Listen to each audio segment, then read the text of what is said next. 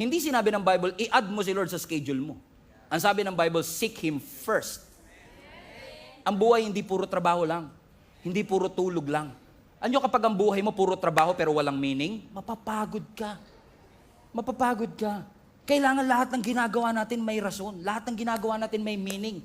Kasi pag may meaning ang isang bagay, na-appreciate mo. Pag may meaning ang isang bagay, may malalim na dahilan. At pag may malalim na dahilan, kahit pagod ka, ipahinga mo, babangon ka.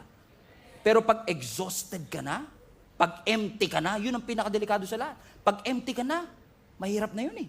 Kasi wala ka ng drive, wala ka ng soul, wala ka ng motivation that you forfeited your own soul. And don't think for a moment na kapag may hilingi ka sa Diyos at hindi niya binigay, sasabihin mo kaya hindi binigay ni Lord yun, baka masyadong malaki yung dreams ko.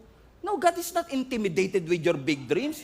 Walang pangarap ang tao na mas malaki pa sa ating Panginoon. Kahit yung pinakamalaking pangarap mo, maliit yan sa harapan ng Panginoon.